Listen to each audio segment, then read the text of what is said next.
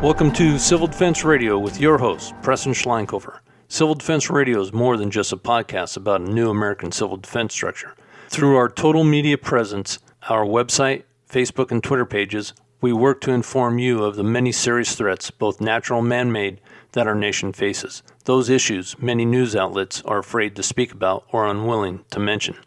We believe this total information approach will assist you in making the best possible decisions about the safety and security for yourself, your family, your neighborhood, and community during disastrous events. Civil defense equals resiliency equals survival. To be resilient, it takes preparation, organization, and training to meet the needs of whatever situation we may find ourselves in. Civil defense helps reduce panic in a disaster, and we want to be part of your preparation.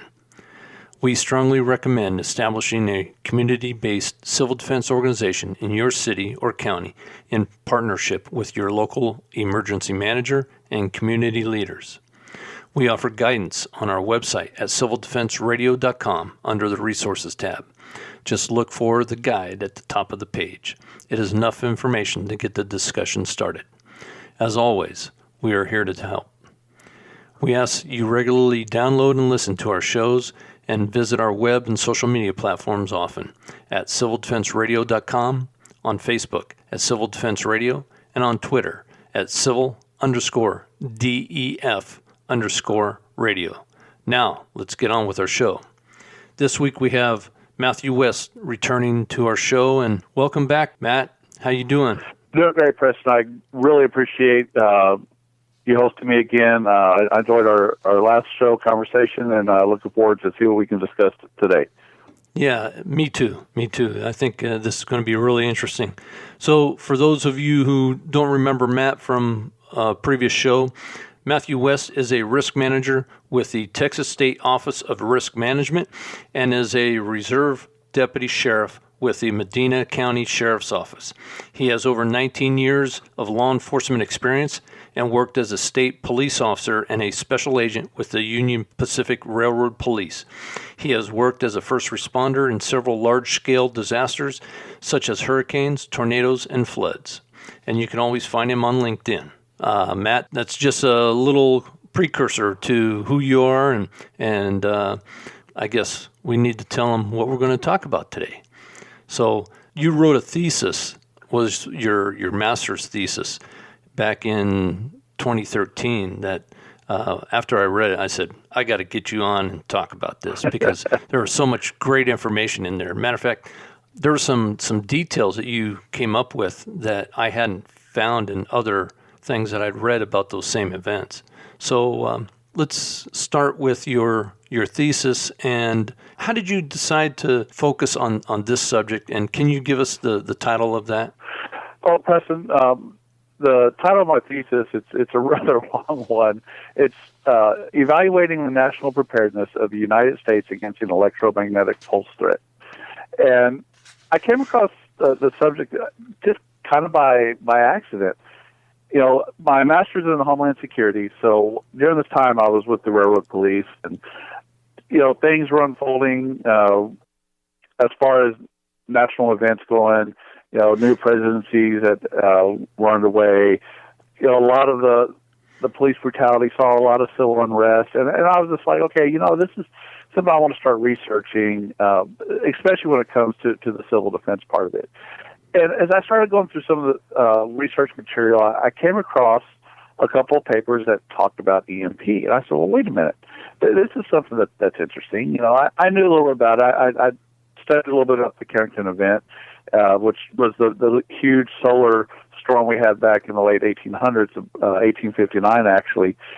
And I thought, you know, if we had another event like this, how would it affect us? So I started researching that, and then I started coming across a lot of the research that was done during the nuclear testing, during the atomic age, during and right after World War II, during the Cold War, and started learning some more about the effects of man-made EMPs. And I thought, wow, you know, this is stuff that's out there. It's public information, but it's really buried. You know, you have to do a lot of digging. You're right. And really, had it not been for the online libraries that I had access to, I probably would have never found some of this doing Google searches. And again, this is back in 2012 and 2013 when I was working on this paper. And it really grabbed my attention. I said, you know what? If this was happening, number one, it would be such a detrimental impact to the United States. It would be something that we probably would not be able to recover from, at least not in the short term. It would be a long-range devastating effect. Yes, I agree. You know, I talk about this often, and I get a lot of people that ask me, why? Why do you focus on EMP and the power grid threats? You know, what are you, a conspiracy theorist or what? You know, but it's an easy question for me to answer. I focus on it for two main reasons. We are extremely vulnerable through our power grid, and two, it's the most serious threat that we can face is an EMP of either an EMP or solar flare taking out our grid, because everything relies on electricity. You can't even have sanitation without electricity, because the pumps and everything, they have to work with electricity. And if the power goes out, you're stuck. We're back to Little House on the Prairie.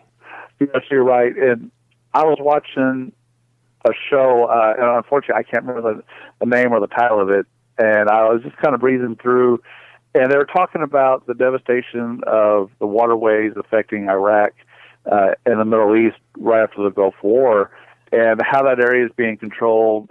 And during the Gulf War, when we did all the bombings and we went in and actually went in and took control of Iraq, you know, there was a lot of critical infrastructure that was destroyed. A lot of it were wastewater and freshwater treatment plants, and the power was cut off to them because of the bombing and both also sabotage from ISIS.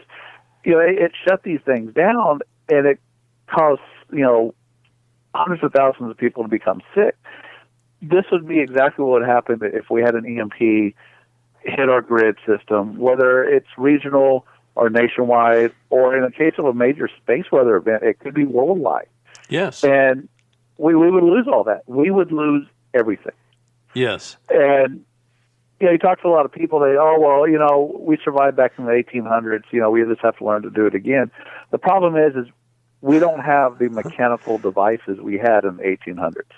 We have become so dependent on technology with the Internet of Things. Everything is so intertwined. You know, when's the last time you saw somebody that had a hand drill? Exactly. And I'm not talking about a powered hand drill. I'm talking about the good old crank one. You know, something even simpler. When was the last time you saw anybody with any real skill just changing a tire on their vehicle? I mean, that's like a major crisis. They got to call somebody to come do it. The knowledge that has been lost through the technological age is amazing. People cannot live at Little House on the Prairie. You know, people say, well, if something happens, I'm going to the mountains. Well, you and 50 million other people, and guess what? You're all going to die up there because none of you know how to live in that type of environment, right? You're right.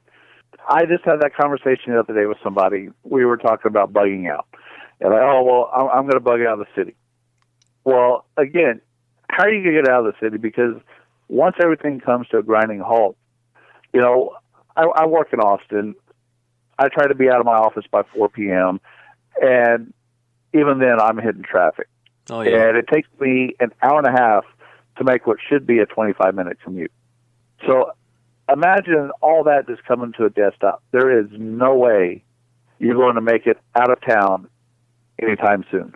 Oh, yeah. Austin is crazy busy. I used to live in South Texas for many, many years. I know Austin. I hated going through Austin. I tell everybody I don't live in Austin. I just work there. Yeah. Well, Austin's a nice town. I really like that place. Central Texas is beautiful. I read through your thesis and I highlighted a whole bunch of things. I want to talk to you about the various things that you have in your thesis that you cover. And, you know, the reason I wanted to talk to you on the show was because you are an expert. The volumes of research you had to go through to write these 60 63 pages, that you condensed down into 62 or 63 pages. It was a library of information. And so by doing that, you are, and in my opinion, a subject matter expert. I know you don't like that term, but you are a subject matter expert in these subjects because of the wealth of information that you had to sift through in order to dissect it and relay it to, on paper and make it coherent, which you did a very, very good job of. This is a well-written paper, and the information is outstanding. It flows in a very easy way to understand it. So let's look at your first topic, EMP, which I personally see EMP as the number one boogeyman because it does the most damage over the shortest period of time, and it causes everything else to go helter-skelter. Well, and not only that, Preston, you know as well as I do that it's instantaneous. It's literally something that will take you by surprise. It may take a day or two before we even realize what happens. Well, some people, I think you and I will know. We'll be already organizing our neighborhoods.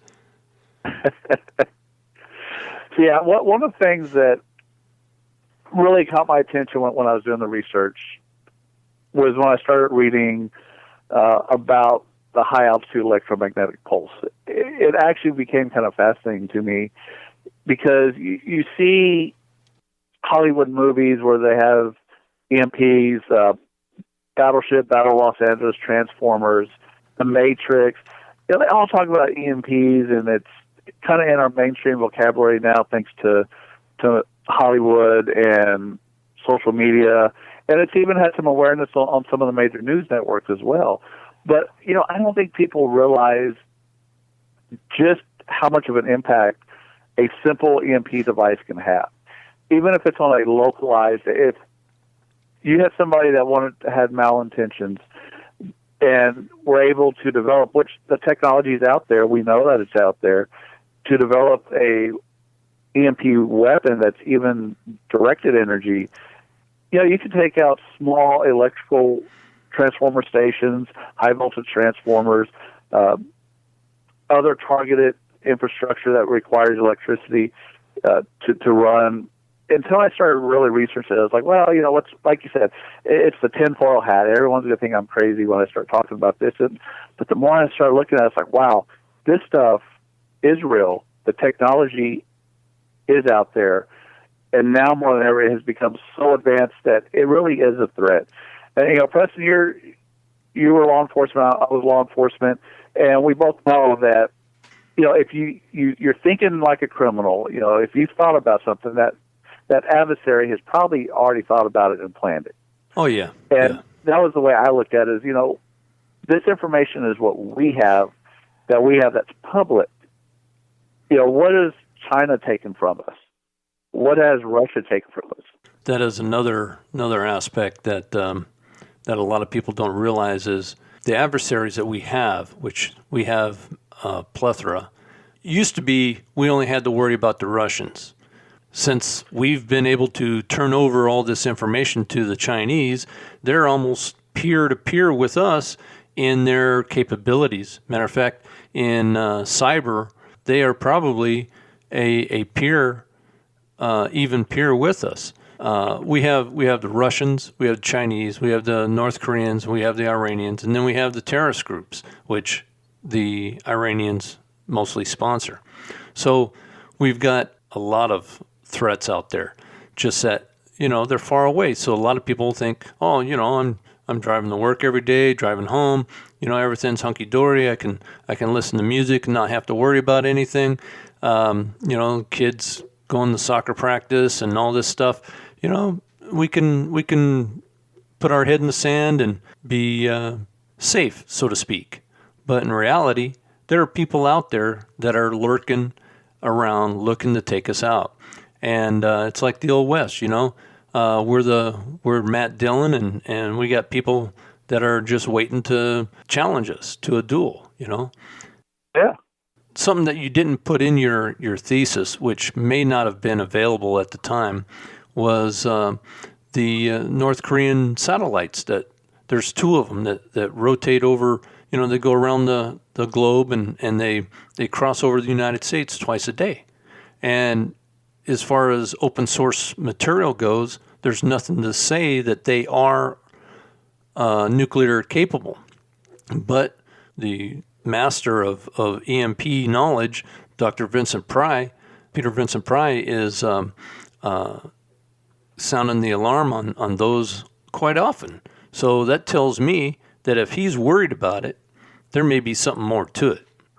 Absolutely. And again, this knowledge is nothing new. I mean, in my paper, I wrote that one of the things that Russia did was back in 1961 and 62, they performed a series of what they called K tests, K as in kilo.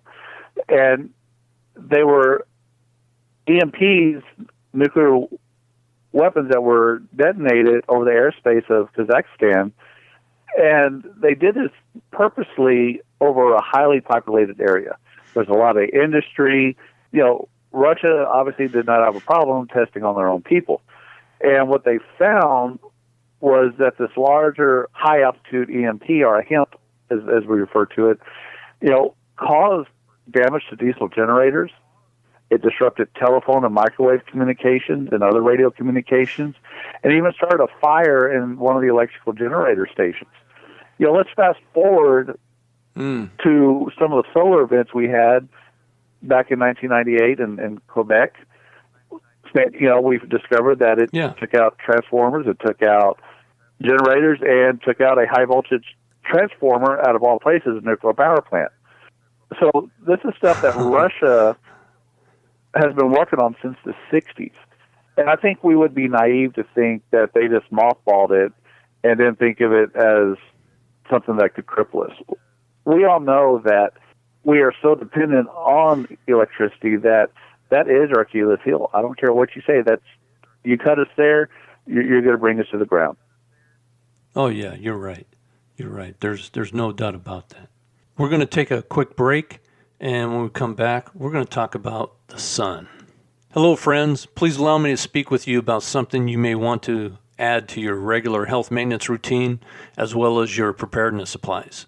A few years ago, I came across an article in a preparedness magazine that caught my attention.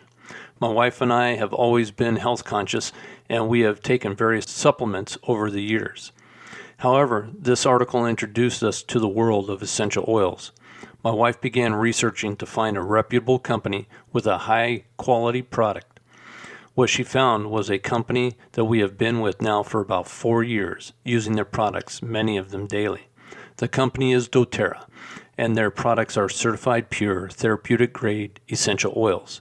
Essential oils come in all grades on the scale, but doTERRA oils are, in our opinion, at the top. Since you can go to Walmart and your local pharmacy and purchase essential oils, but not many of them are recommended for internal use.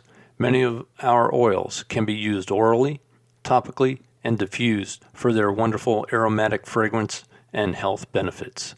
Some of our favorites we use almost daily are lemon, clove, frankincense, lavender, On Guard blend, peppermint, and melaleuca, also known as tea tree oil. These oils have become our go-to remedies for managing our health throughout the year. In fact, we credit our oils for our overall good health. You can too. Just visit our website at oilsforlifetoday.com. That's oils, the number 4, lifetoday.com, and explore the wonderful world of certified pure, therapeutic-grade essential oils for yourself. We're back with Matthew West talking about his thesis on Civil Defense Radio. So, Matthew, can you tell us about the sun and a little bit more in depth about how the sun is actually an enemy? That's an understatement on there. And in reality, just from my own personal perspective, I am more worried about a solar event happening than a man-made EMP.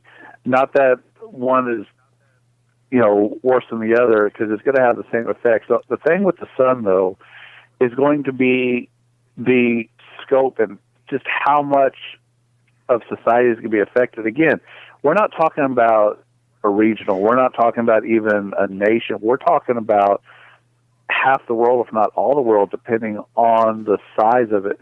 And we talk about space weather. A lot of people talk about solar flares. You hear that all the time. Oh, we hit a solar flare. The solar flare causes the aurora borealis to become brighter and more beautiful. And it's something that we kind of just, it's a solar flare, no big deal. Ham radio, we talk about the geomagnetic storms and how it affects communications and propagation and radio waves. But what I'm talking about here, when we talk about a non-nuclear or a space weather EMP, we're talking about a coronal mass ejection. This is a huge, huge body of electromagnetic energy and gamma rays that is being literally exploded from the sun, and then whatever is in its path is going to be affected. If it was to hit Earth, and this is what scientists believe happened in 1859 with the Carrington event, is that this huge coronal mass ejection hit the Earth, energized it, and created havoc on the telegraph lines, caused, as I talked about in the last show, the miners in the Midwest, this in the United States, this was still the wee hours of the morning. It was still dark, like 2 or 3 o'clock in the morning, and these miners get up and start getting their gear because the aurora borealis is so bright that they think it's time to go to work. Now, again, we're talking about 1859, and it disrupted the telegraph. It disrupted, the sky as far as the aurora goes. But when scientists started looking at it and the voltage that this stuff was creating, if this was to happen today, it would take out a majority of the grid, not only across the nation, but probably a large portion of the northern hemisphere, if not the entire world. The explosive energy released by a solar flare is about the equivalent of millions of 100 megaton hydrogen bombs being detonated. Not just 100 megaton hydrogen bomb, but millions of them. That is the explosive energy released by just one of these coronal mass ejections. Well, I know that in 2014, the media started talking about an event that happened in 2012. Go figure. Dr. Pry says that we missed getting hit by that solar event by 3 days. Some people say 9 days, but, who cares? We missed it by a feather width. So it was almost there. And Saturday, there was a solar flare erupted, and it should be hitting tomorrow and the next day. So here we are, almost midweek, and we're getting the results from this solar flare. So that happens very quickly. We may have few as 9 hours, or we may have 2 or 3, 4 days before it hits, depending on the speed, right? Oh, absolutely. I mean, again, you're right. Depending on the speed, it can be, from hours to days. And the fact, Dr. Sten Oldenwald, he's the NASA astronomer. He had a website up when I was doing this research, and he lists some of the more notable solar events that have been recorded since 1859. And he said from August 28, 1862 until October 29th of 2003, they had recorded 98 major solar weather events. Wow. Most of these were reported to be unusually bright displays of the aurora borealis, extending farther south than it should. You and I kind of ran around the same parts of South Texas. I grew up in South Texas, and I remember in the late 90s, which would have been around the 1998 event there in Quebec, we were seeing the aurora borealis down to South Texas. Because I remember my folks were sheriff's deputies, and they're talking about how they were getting 911 calls. People thought aliens were in their area. There was some kind of weird fire because the sky was doing weird things. Well, that was a direct result of solar weather. And 1821, again, we're talking primitive technology here. The New York Central Railroad had to halt its operations because of the signal and switch failures. And then it created a fire in a control tower, all because of a solar weather event that created a man-made or a geomagnetic disturbance, or a solar flare, if you want to call it that, for lack of better terms. But again, in March 25th, 1940, another solar storm created extremely high voltage spikes. Where again, telegraph and telephone lines were designed to carry around 48 volts around that time. They measured spikes in upwards of 600 volts in the telephone and telegraph lines. Wow. I'm surprised they didn't burn up. Well, and a lot of them did, and power generating stations in New York reported voltage fluctuations of nearly 1,200 volts. And we may think, okay, well, that's really not a lot. But you got to remember, we in the United States run on alternating current. When these geomagnetic storms hit, and they hit our long line systems, anything that's metal and long in length is going to be directly affected by any type of solar storm event, any type of EMP from a solar storm. And it's all direct current. So our systems are not designed to have direct current running down it.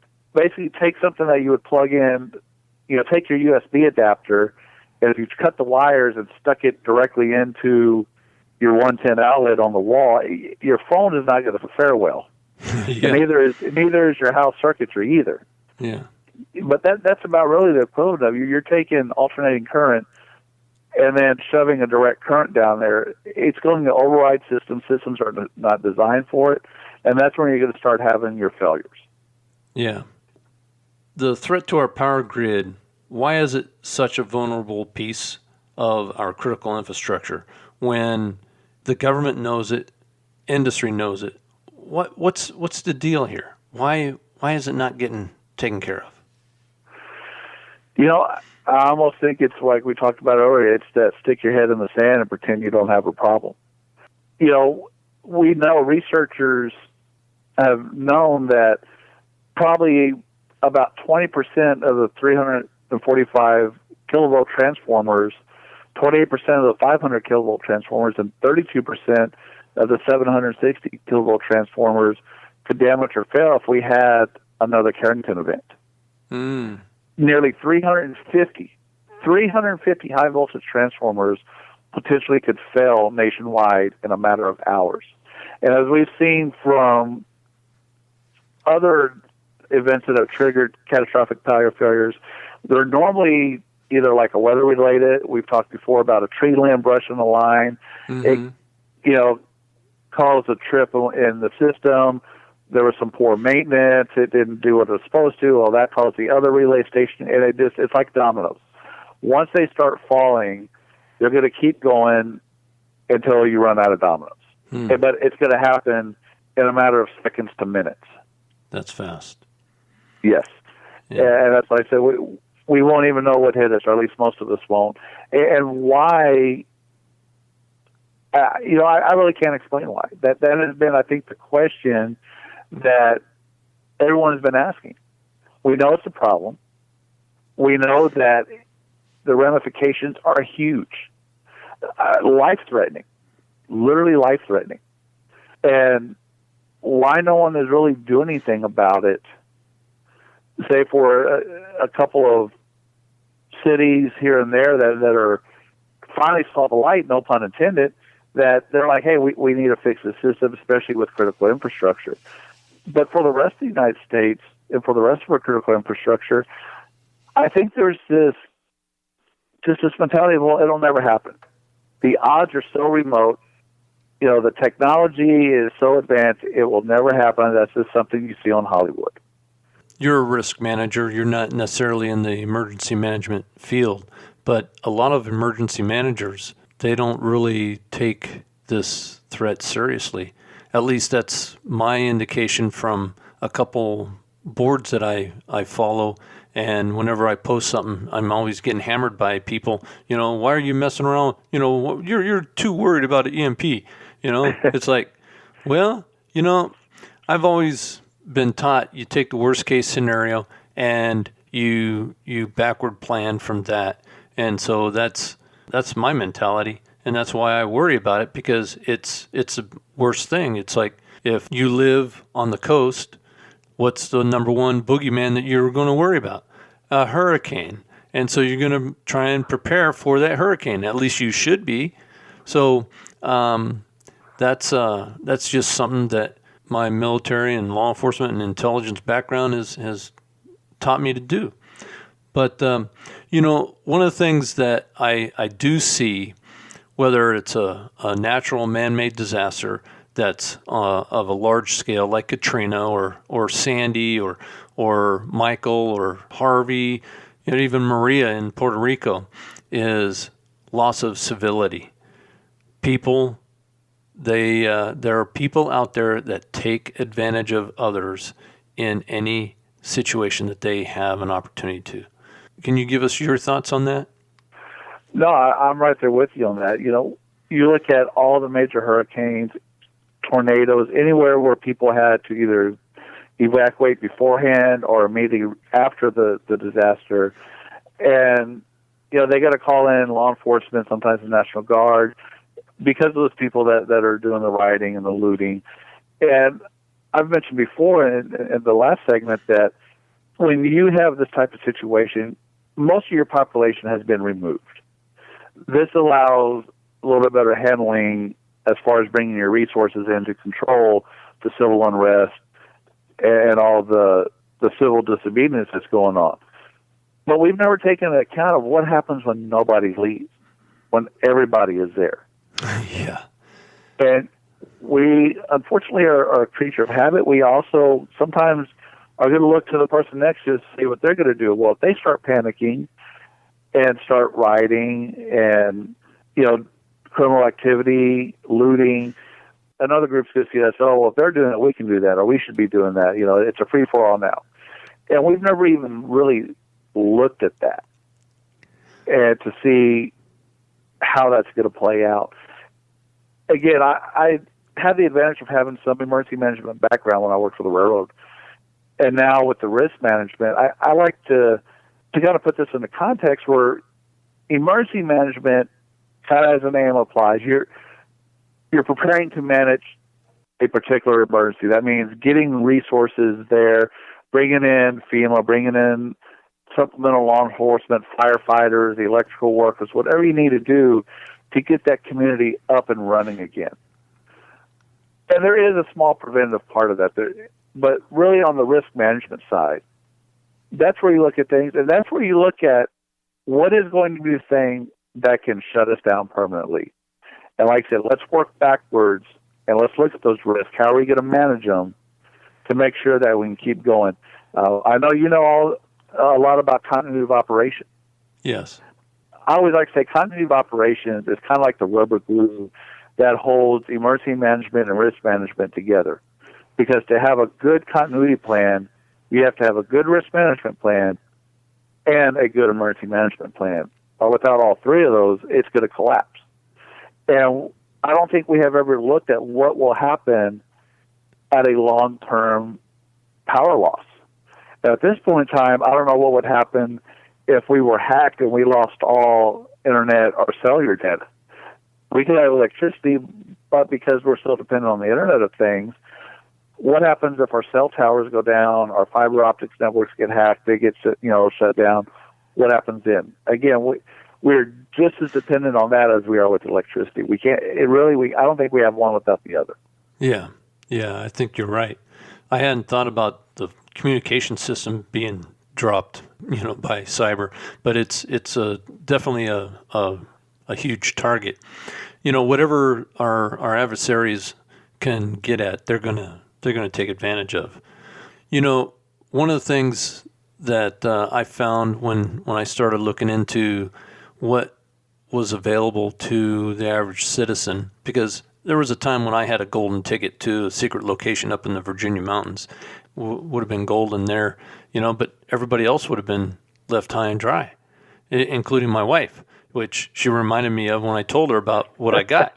And I go, oh, crap, I didn't think about that. When I started doing is I looked at all these different emergencies like Katrina, because that was a big deal, and people were rushed in there. We had, I was with ICE at the time, we had people going in there, our response team went in there, and then they started calling for other volunteers. And so we had a lot of people there, and then follow on with other disasters that happen around, like in Joplin, Missouri, with the tornado up there and stuff. One of the things that I noticed was continuity of government's fine. Continuity of business is taken care of. There's a lot of focus on that. But where's the continuity of community? There is none. That's the third leg of the stool that has to be taken into consideration. You have to have the community involvement in order for a community to be resilient. Otherwise, it's government, top-down government approach. There's no citizenry involved, and that's wrong. It's just wrong. It needs to be fixed. That's why I started this concept of civil defense all over again, because I see the continuity of community, which is resiliency, which is civil defense, as the same thing. It has to be part of a community's program, because there's not enough fire, there's not enough police, there's not enough EMS to take care of things in a real big disaster. Hurricane Harvey in Houston is a huge example of the people coming and going to the rescue of their neighbors and fellow Houstonians. That is the spirit of civil defense right there. And that is what is missing in every community in this country. We need to have it. We had it one time. We need to bring it back. And I'll get off my high horse. But it's something that I believe we have to bring back. I agree with you 100%, and I got to be careful not to get wound up either, because that is a very sensitive subject with me. With social media, we have lost that interpersonal communication. Everything we can do now, we can communicate with everybody from grade school all the way to present, all at one time by a push of a button. It's like there's no more need for face-to-face socialization, and I think that has trickled down into the nonprofit organizations such as the Citizen Emergency Response Team. Even I see it, as a scout leader, I see the lack of parental involvement, lack of kids wanting to interact with other kids. Growing up as a kid, we still went to the county fair because that was where we got to catch up on everything. My parents got to catch up with the other parents. We got to see friends that we may not seen from other cities. We got together. We had a good time. We socialized. About 8 years ago, I went back to my county fair, and at one time, it used to bring in thousands upon thousands of people. The last time I went, there was 300 people. Oh, wow. And they couldn't figure out why, and I know why. It's people don't want to socialize. People are learning how not to personally socialize. It's all done through a screen, and when you don't even know your neighbors. Now, I'm fortunate enough to live in a subdivision where I know all my neighbors about 5 houses either direction at the minimum. Yeah. And if someone new moves in, guess what? We go knock on the door and introduce ourselves. Yeah. Because when we need something, we know who we can rely on and talk to if we need something. Yeah. And that's gone. And again, you're going to get me on my soapbox here talking about civil defense and stuff, because I'm 100% with you on that. We need to come together as a society, as Americans, and realize that we are not immune to the things you see happening overseas. Oh, yeah. To think that we will never be attacked, whether it's a physical attack from another nation, whether it's a physical attack from an internal terrorist group or an EMP attack or anything like that. It's inevitable. It's coming. And I think we are so ill prepared for it that it's going to be 10 times as devastating as if we were, prepared and ready for it. Yeah, exactly. And cyber is happening every day. Every day, power companies are shielding off, resisting and kicking out thousands, if not hundreds of thousands of attempts every day, day in, day out. I mean, thousands and thousands and thousands of attempts to break in. That's just the power industry. What about our banking and other industries? I mean, it's terrible. That's another threat that we didn't have a chance to really talk about, and we're running out of time. Yeah, I get on the cyber soapbox too, and I know we're short on time here, but not only the critical infrastructure, but the military infrastructure. We would be ignorant not to think that our adversaries are not trying to hack our satellite systems or weapons defense systems. Oh, yeah. It's happening. All the time. We don't hear about those because of the sensitive nature of that, but they're being hit all the time. Matter of fact, the Office of Personnel Management got hacked, and all my data got absorbed by the Chinese who hacked them. And so, all my stuff's out there on the dark web somewhere. But I want to go down this list here real quick of what I see as threats, and you can tell me what you think. I have these in semi-cascading order here. I have EMP, then I have CME, solar flare, then I have cyber attack, then I have other electromagnetic spectrum weapons, which there are many that we haven't even begun to talk about. Then there's physical attack and even combined attacks using all the above that, man-made that can be used to attack our infrastructure. What do you think there? About the only thing I would switch on that list was I would still probably put the CME, the coronal mass ejection space weather event, slightly, and I mean slightly above the man-made EMP, only because we know that there's roughly a 10% chance every decade, every 10 years of us being hit by a sizable space weather event. And that's going to be, the odds are always going to be against us on that. That's the only reason why I would just nudge that a little bit higher over an EMP. But, and you talk about this list, and I think you probably on the agreement with me when I say that if there was a gap, a space between each one of those items, they would be very, very slim. Yes, exactly. Because they are all equally important. They're all vulnerabilities that we have to watch out for.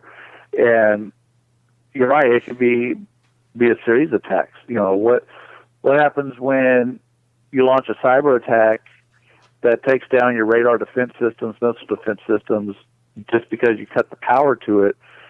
An EMP gets launched, detonated over a particular area.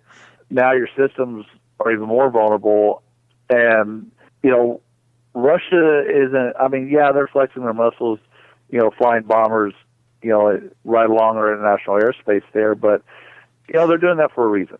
They're not just doing it for fun and games. They're trying to intimidate us. They're going back to Cold War tactics, but there's a reason for it. And people forget that the shortest route to get to the United States from Russia or Europe is to fly over the poles. Yep. And to me, that's concerning too. Well, I was in the Air National Guard for a while. Our alert birds used to take off after Russians all the time. A couple times a month, we would have a scramble, and they'd be off and escorting the bombers outside of our territory. So I know about their probing and their continuous probing all the time. They're always doing something. That's nothing new. Their boldness on the high seas of almost ramming our ships, that's something new. But I wouldn't say that they're probing our airspace is new. It's a dangerous world. It really is. For those who think that because we are America, we are vulnerable, we've been hit before. We don't want another Pearl Harbor. We don't want another 9/11. And those things were during times when we thought that we were untouchable. We're back to that mentality right now. We're untouchable. We don't have to worry about anybody. Well, I think we do. There's too many threats out there, and they're very real. As a matter of fact, the Iranians, they are being bolder and bolder right now.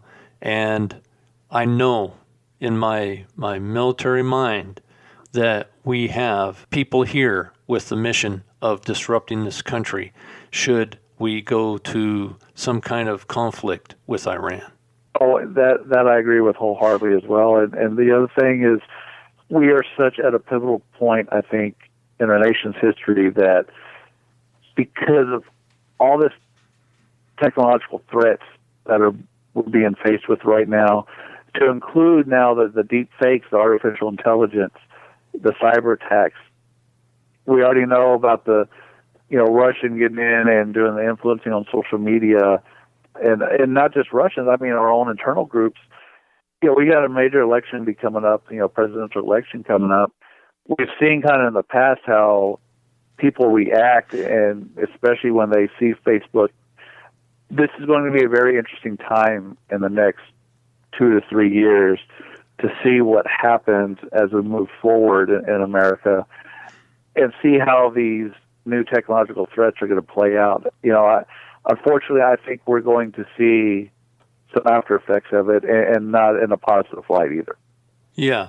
Well, just moving forward to the next election, I see a lot of civil unrest. It's going to be taken to another notch above what we saw last time. I think last time will be child's play compared to what we have ahead of us. If Portland, Oregon, my boyhood home, is any indication, it's going to be bad. Yeah. Portland, Seattle, L.A., unfortunately, Austin, I think, is starting to migrate that way when it comes to Antifa. UT campus has some issues with them. We're starting to see that problem with the homelessness in Austin. We're kind of setting ourselves up for that perfect storm. Yes, I agree. Well, Matt, it's been a pleasure having you on the show. Thank you for coming back to discuss your thesis, and I hope our listeners get on the show notes and click on the link that we'll provide to your thesis and download it and read it for themselves, because it is really an interesting and well documented and information-packed thesis. Well, again, thank you very much, Preston. As always, it's a joy to be on your show, and hopefully we can do it again soon. Yes, I hope so. Well, everybody, thanks for being on the show today. I want to say the top-down governmental approach to solve our community resiliency problem has failed us.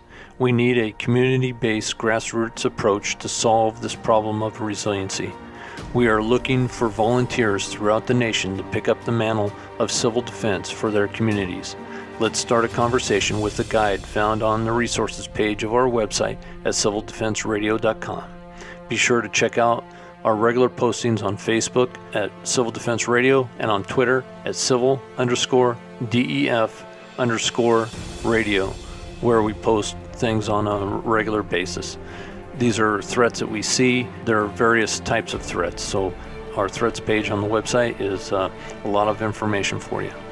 I wish to thank our guest again, Matthew, and to thank you, our listeners. I really appreciate you guys being on the show this week. So please, be safe, be informed, be prepared, and may God bless you and keep you until next time.